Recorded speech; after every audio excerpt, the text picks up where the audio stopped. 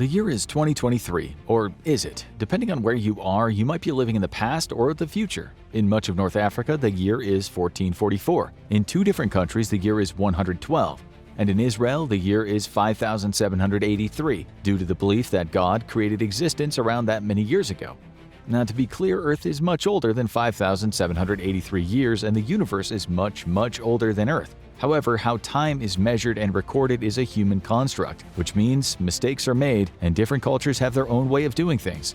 Come with us as we go on a journey through time without leaving 2023.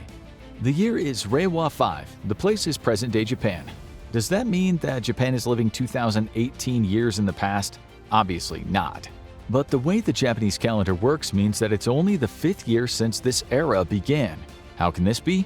The Gregorian calendar is used in many parts of the world, which is how most of us track the current date. However, not everyone uses this Christian calendar, nor should they. Most cultures have their own unique way of keeping track of the date, and depending on where you live, you might have several different calendars to keep track of.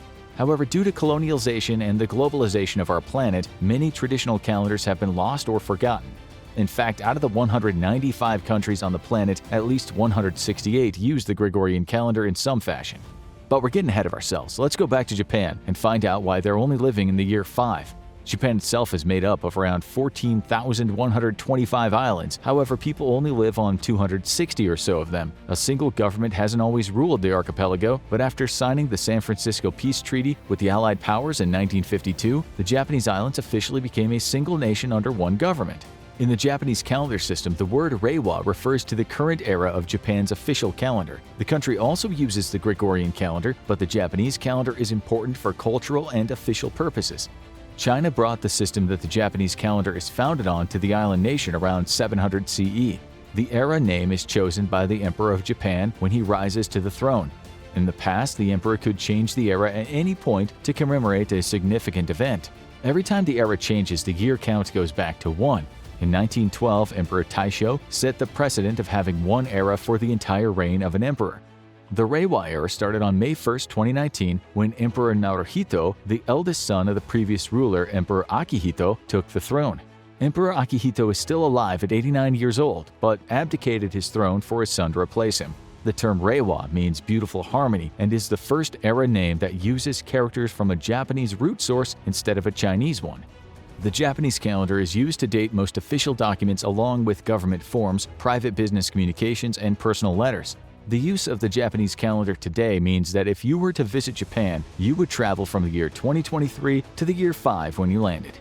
Moving forward in calendar time, we're traveling to the Republic of China, also known as Taiwan. Here, the Minguo calendar is used, and the year is 112. The calendar is also known as the Republic of China calendar and is also utilized in Penghu, Kinmen, and Matsu. The calendar began in 1912, the year that the Republic of China was established in Nanjing. Although, like most aspects of Taiwan, China does not recognize the calendar, as Beijing's official stance is that the island never separated from China itself, so they can't possibly have an independent calendar system. The Minguo calendar is used on some official documents, but most of the country follows the Gregorian calendar for day-to-day operations. This makes sense as Taiwan does business with much of the world, most of which use the Gregorian calendar. Therefore, adopting the Gregorian system seemed like a logical move. Taiwan's main industry is semiconductor manufacturing. In fact, this small island produces over 50% of all semiconductors, bringing in around $115 billion annually. Interestingly, if you travel to North Korea, which we would not recommend doing, the year is also 112, but this is for very different reasons than Taiwan. In North Korea, the Juche calendar is used. It began with the birth of the founder of North Korea, Kim Il-sung. The year Kim Il-sung was born is considered Juche 1, but the calendar itself wasn't adopted until 1997, 3 years after the death of the founding dictator. The calendar combines the traditional Korean calendar system with the Gregorian calendar. When the Juche calendar was officially adopted, newspapers, news agencies, radio stations, public transport, and birth certificates all switched over to this new system. Therefore, the 25.97 million people currently living in the country also follow the Juche calendar. If you ever do find yourself in North Korea, the year is 112. And due to the oppressive regime that controls the country, it actually feels like you've been transported 2,000 years into the past. In Nepal, the year is 1143. The Nepal Sambat is a lunisolar calendar that's been used for literally thousands of years. Its dates have been found on coins, inscriptions, Hindu and Buddhist manuscripts, and legal documents of the past. The beginning of this calendar has a very interesting story attached to it. Most calendars link year 0 with the birth of a savior or the independence of a people. However, legend has it that Nepal Sambat starts on the day when the Nepali people were able to pay back all of their debts to the king. Seems like an odd thing to commemorate as the epoch of a calendar, but there is much more to the story. According to ancient Nepalese tradition, long ago, an astrologer prophesied that the sands where the Baka Kushi and the Bishnumati rivers in Kathmandu meet would turn to gold. The king sent his men to collect the sand so that when it turned to gold, his wealth would increase exponentially. He had been collecting enormous amounts of tribute from the people of Nepal, showing his greed knew no bounds. Many Nepalese people were deeply in debt to the king. However, he did not care about the suffering of the people. The king just wanted more riches. One day, a local merchant named Sankadar Sakwa noticed the odd behavior of the king's men, and he convinced them to let him take the sand off their hands.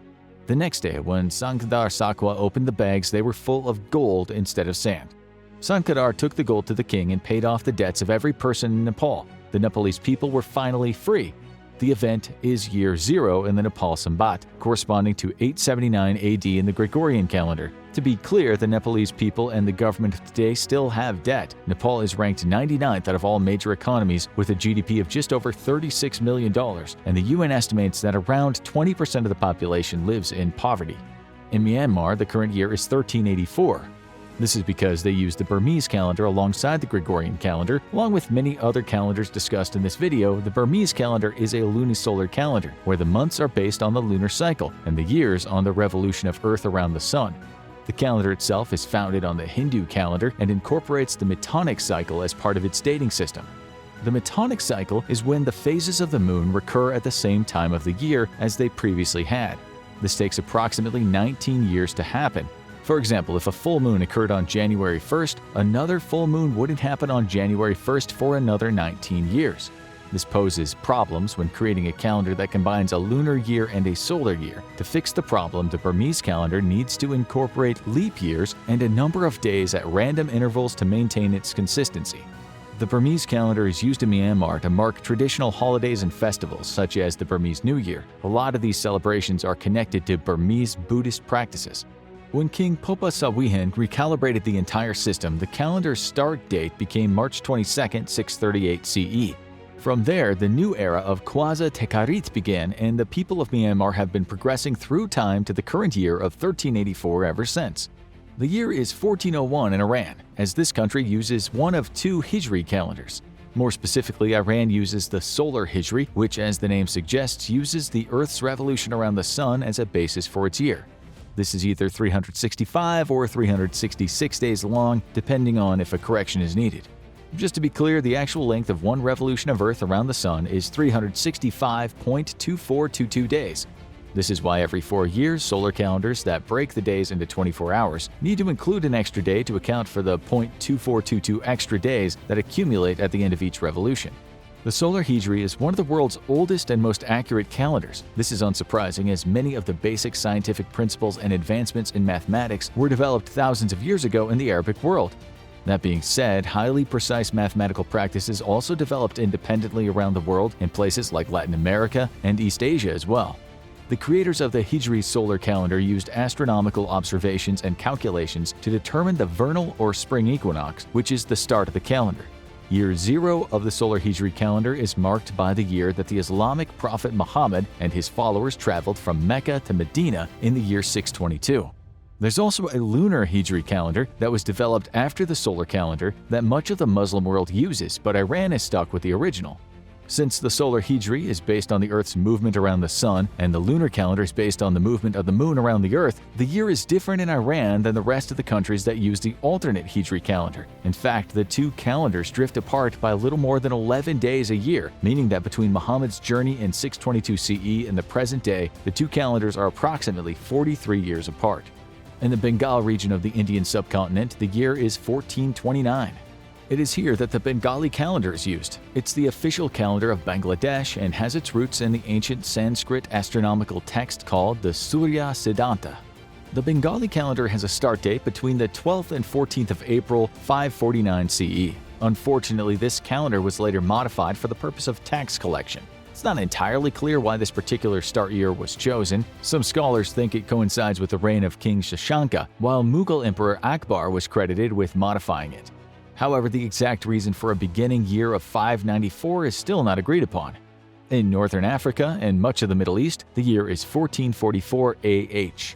It's in these countries that the lunar Hijri calendar is used. Unlike its solar counterpart, the calendar has 12 lunar months in a year, which consists of 354 or 355 days. This is because the moon takes 27.3 days to complete one revolution and 29.5 days to complete a cycle of its phases. Like the solar Hijri calendar used in Iran, the lunar Hijri is used to determine Islamic holidays and rituals. This includes when fasting should occur and the season for the Great Pilgrimage. As mentioned before, the start date of both Hijri is the year 622, but the reason the current year is different between these two calendars is because of the discrepancies between the length of a lunar year and a solar year. The event that marks the beginning of the Hijri calendar is also where it got its name. The journey Muhammad took from Mecca to Medina was called the Hijra. It's also why the year is termed 1444 AH or Anno Hijre. We're now getting closer to the year 2023. The Indian national calendar marks this year as 1944, which also happens to be the year that India became the most populous country on the planet. In 2023, 1944 on the Indian calendar, the population of India reached over 1.426 billion people, exceeding China's 1.425 billion citizens. The calendar is also known as the Saka calendar and is used in Indian media and official communications by the government. The calendar started with the ascension of King Shalivahan to the throne in 78 AD. He was said to be a legendary emperor of ancient India, although some believe that Shalivahan was actually another name attributed to Vikramaditya of Ujjain, or might have also been an enemy of Vikramaditya. Regardless of exactly who the calendar is based on, the year 78 AD marks the beginning of the Saka era. The Indian national calendar wasn't officially adopted until 1957. This was done to ensure all Indians were using the same dating system. However, many regions still continue to use their own traditional calendars, such as the Bengali calendar in Bangladesh. In Ethiopia, the year is 2015, so if you travel there, you'll only need to adjust your daily calendar by 8 years. The Ethiopian calendar, also known as the Coptic calendar, is different than the Gregorian calendar because of a dispute over when Jesus was born. Year 0 for the Gregorian calendar is the year that religious scholars and clergymen believe that the Christian Savior Jesus Christ miraculously came into the world, which was 2,023 years ago. The Ethiopian government bases its calendar on the teaching of the Coptic Orthodox Church of Alexandria and Coptic Catholic Church, which puts the date of the Annunciation 8 years after the Catholic Church. This discrepancy in when exactly Jesus was born has led to Ethiopia being in a different year than the rest of the countries that use the Gregorian calendar. However, this is not the only difference. The dates of the years that important religious events occur differ between the two calendars as well. Again, this isn't based on anything other than varying interpretations of the Bible between the two branches of Christianity. Now, we're about to go into the future. That's right, for people who use the Vikram Samvat in India and Nepal, the year is 2079. The calendar is used alongside the Nepal Samvat in Nepal and the Indian national calendar in India. However, both countries also use the Gregorian calendar as well. This is why trying to determine the exact date can be very different depending on who you talk to and which calendar they're using. The Vikram Samvat is lunisolar, so like other calendars of this type, an extra month needs to be added every 3 years or 7 times in the 17-year Metonic cycle. This is done so the important festivals and events fall within the right season. Returning to the legend of how the Indian national calendar, or Saka's calendar, started, the Vikram Samvat is said to have gotten its origins when King Vikramaditya of Ujjain established the Vikrama Samvat era after defeating the Sakas. However, the legend about how this happened is especially intriguing. It's said that Gandharvasena, the then king of Ujjain, abducted the sister of a monk who was a nun herself. Because of this egregious misstep by the Ujjain king, the monk decided to help the Saka king Sahi defeat him. Sahi's forces attacked Ujjain but were greatly outnumbered. However, thanks to the miracles enacted by the monk, the Saka defeated Gandharvasena. The monk's sister was returned to him and Gandharvasena was forced into exile. While in the dense forests of the region, he was slain by a tiger.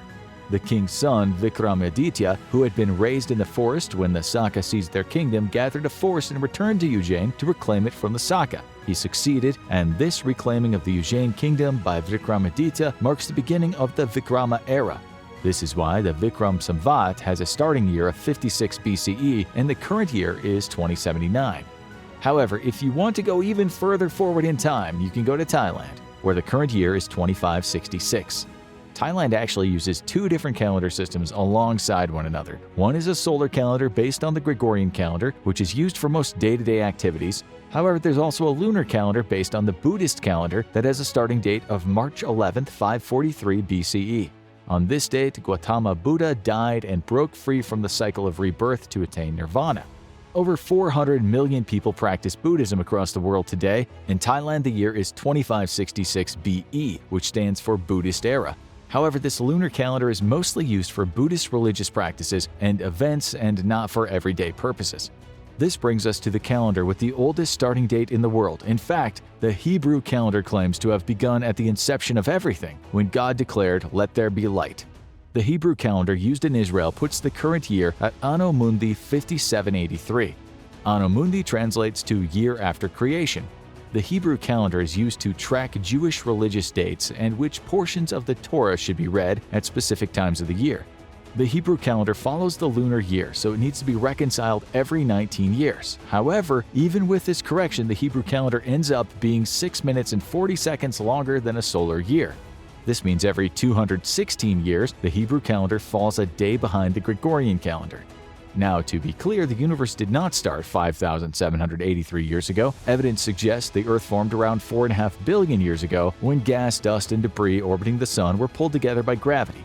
The universe as a whole is estimated to be 13.7 billion years old, so if we used a calendar going back to the beginning of the universe, the year would be 13,700,000,2023, or give or take a couple million years. However, Jewish scholars made calculations based on the writing of the Torah and have determined that God brought everything into existence on a September sunrise 5,783 years ago. And this is why the year in the Hebrew calendar is seemingly so much further in the future than the year 2023. This brings us to the current time and place. As we said, much of the world either uses the Gregorian calendar or a different calendar alongside the Gregorian calendar. And that's why most places you travel to tend to be in the same year as the country you left. So, where did the Gregorian calendar come from and why is it so important? The Gregorian calendar got its start in 1582 when Pope Gregory XIII set out to reform the Julian calendar, which had been in use for several centuries. The problem was that the Julian calendar was falling behind by about a day per century due to the fact that it estimated a solar year was 365 days and 6 hours long, when in reality, a solar year is 365 days, 5 hours, 48 minutes, and 45.25 seconds. This small inconsistency had lasting effects over time. By the time Pope Gregory was head of the Catholic Church, the calendar was off by approximately 14 days. In order to fix the issue and realign the calendar, Pope Gregory XIII decided that on October 4, 1582, the calendar would jump ahead 10 days, making the next day October 15, 1582. The Gregorian calendar also declared that no century year could be a leap year unless it's divisible by 400. Such as the year 1600, the year 2000, the year 2400, and so on and so forth. This keeps the Gregorian calendar accurate to within 1 day every 20,000 years and makes it much more sustainable than the Julian calendar, which would have continued to lose a day every 100 years. Not everyone was convinced about the necessity to change their calendar system. Even back in 1582, deeply Roman Catholic nations such as Italian states Portugal, Spain, and Roman Catholic Germany immediately adopted the Gregorian calendar within the year. Then, realizing that it solved the inaccuracy problems of the Julian calendar, other rulers followed. Protestant Germany adopted the Gregorian calendar in 1699. Great Britain and its colonies, including what would become the United States, adopted it in 1752. This meant that as the British Empire expanded and London controlled around a quarter of the Earth's surface at its peak, its territories were forced to adopt the Gregorian calendar for practical reasons. The same was also true of other European colonies, such as those of Spain and Latin America, and colonies in Africa controlled by Britain, France, Germany, Belgium, Spain, Portugal, and Italy. So many parts of the world didn't so much choose to follow the Gregorian calendar as they were forced to do so by their oppressors. Then, as nations gained their sovereignty, they either kept the Gregorian calendar to maintain consistency or as a necessity for doing business with Western powers. However, as we've shown, many people also still held on to their own calendar systems, which is why it actually isn't 2023 in some parts of the world. And depending on where you physically travel to, you can also do a little time traveling as well. Now watch how England managed to invade 90% of the world, or check out Real Reason Why America Didn't Colonize Africa.